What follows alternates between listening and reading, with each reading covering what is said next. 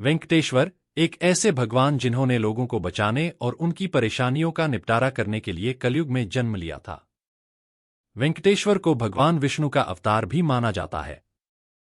भारत के सबसे प्रसिद्ध धार्मिक स्थलों में से एक तिरुपति बालाजी मंदिर की बहुत मान्यता है। इस मंदिर से जुड़ी आस्था, प्यार और रहस्य की वजह से लाखों लोगों की भीड़ यहां खिंची चली आती है। आइए आज हम आपको तिरुपति बालाजी मंदिर से जुड़े कुछ रोचक बातों से रूबरू कराते हैं। वेंकटेश्वर एक ऐसे भगवान जिन्होंने लोगों को बचाने और उनकी परेशानियों का निपटारा करने के लिए कलयुग में जन्म लिया था। वेंकटेश्वर को भगवान विष्णु का अवतार भी माना जाता है। कहा जाता है कि भगवान वेंकटेश्वर तब तक रहेंगे जब तक इस धरती यानी कलयुग का अंत नहीं हो जाता। लेकिन कलयुग का अंत करेगा कौन? कहते हैं जब जब कलयुग में पाप बढ़ता है उसका अंत होता है और दोबारा एक नए युग का निर्माण होता है। आप सभी ने ये कभी न कभी सुना ही होगा। आइए आज हम बताते हैं ऐसा क्यों कहा जाता है। दरअसल जहां वेंकटेश्वर को कलयुग में दुखहर्ता के रूप में माना जाता है, वहीं भगवान विष्णु के दूसरे अवतार कल्की के बारे में मान्यता है कि उनका जन्म कलयुग को खत्म करने के लिए होगा और धरती पर सब कुछ खत्म हो जाएगा।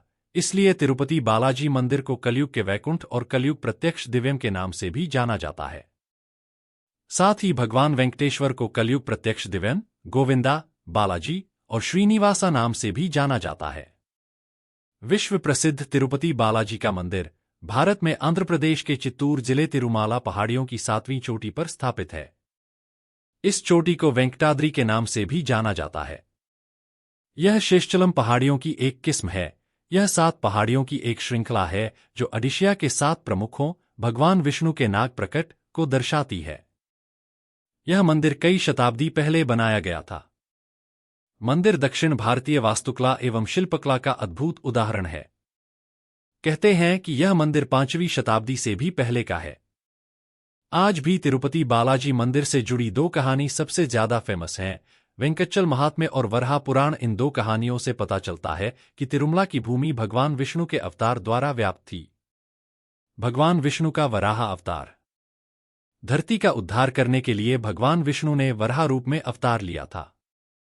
शास्त्रों के अनुसार भगवान के वैकुंठधाम में जय और विजय नामक 2 द्वारपाल थे जो वहां भगवान लक्ष्मी नारायण जी की सेवा करते थे। एक बार सनकादि मुनीश्वर जब वैकुंठधाम में भगवान लक्ष्मी जी और विष्णु जी से मिलने के लिए गए तो जय और विजय के असुरी स्वभाव को देखते हुए उन्होंने उनके साथ उचित व्यवहार नहीं किया, जिस कारण चारों सनकादिक भाइयों ने उन्हें पृथ्वी पर जाकर असुर बनने का श्राप दे दिया। उसी के प्रभाव से दिति के गर्भ से जय और विजय ने जन्म लिया। उनका नाम प्रजापति कश्यप ने हिरण्यकश्यप और हिरण्याक्ष रखा। दोनों भाइयों ने कठिन तपस्या करके ब्रह्मा जी से अलग अलग वरदान पाए। हिरण्यकश्यप ने अनेक शर्तें रखकर ब्रह्मा जी से न मरने का वरदान प्राप्त किया। उसे मारने के लिए भगवान ने नृसिंह अवतार लिया तथा उसे उसके दिए हुए वचन के अनुसार ही मारा। दूसरे भाई हिरण्याक्ष को मारने के लिए भगवान ने वराह अवतार लिया। हिरण्याक्ष ने जब दिग्विजय की तो उसने सारी पृथ्वी को जीत लिया।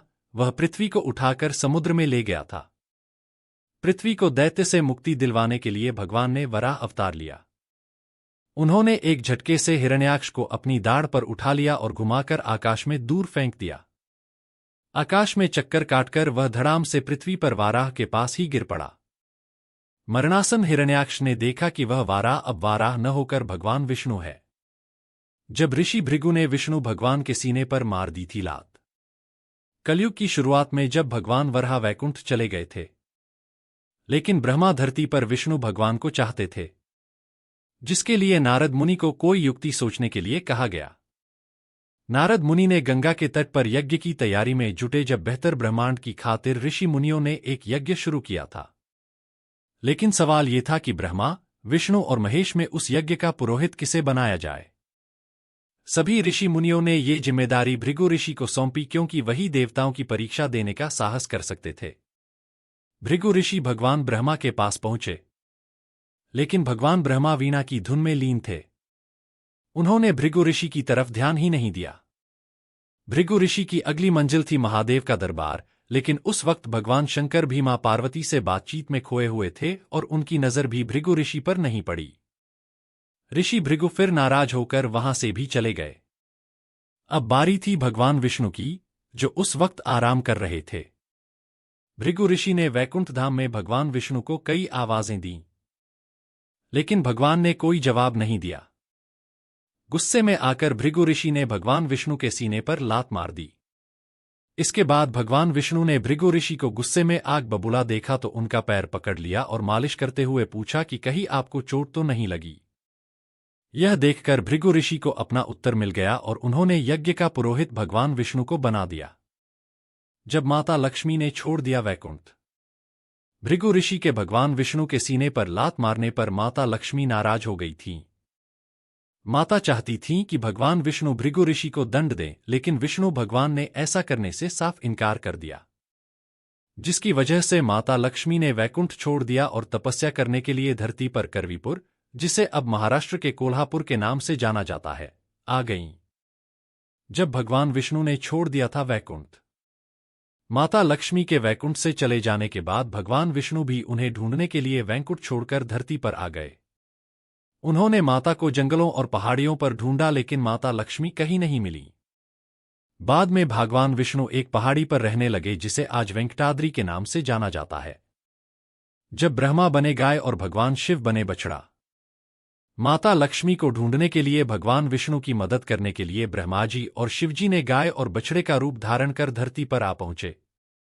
यह गाय चोल वंश के राजा के पास थी, लेकिन एक रोज उस गाय ने दूध देना बंद कर दिया। पौराणिक कहानियों के मुताबिक वो गाय एक पहाड़ी पर जाकर अपना सारा दूध भगवान विष्णु को पिला देती थी। कैसे आया भगवान वेंकटेश्वर के माथे पर चोट का निशान? गाय के दूध न देने पर रानी का गुस्सा फूट पड़ा। उसने एक संतरी को गाय पर नजर रखने को कहा। संतरी ने सब कुछ देख लिया और गुस्से में आकर उसने गाय की तरफ कुल्हाड़ी फेंकी, लेकिन तभी भगवान विष्णु प्रकट हुए और वो कुल्हाड़ी उनकी माथे पर लगी। कुल्हाड़ी से लगी उस चोट का निशान आज भी भगवान वेंकटेश्वर की मूर्तियों में कायम है। कहते हैं इसीलिए तिरुपति बालाजी में मौजूद मूर्ति में भगवान का सिर ढका है। आज भी हर शुक्रवार को बाकायदा मरहम के जरिए भगवान का उपचार करने की परंपरा कायम है। भगवान विष्णु का श्राप। भगवान विष्णु को संतरी की कुल्हाड़ी लगने के बाद इस करतूत पर भगवान विष्णु ने राजा को श्राप दिया, लेकिन माफी मांगने के बाद भगवान ने राजा को माफ भी कर दिया और एक वरदान दिया कि अगले जन्म में अक्सा के राजा के रूप में पैदा होगा। उसकी एक पुत्री होगी जिसका नाम होगा पद्मावती और राजा को पद्मावती की शादी वेंकटेश्वर से करानी होगी।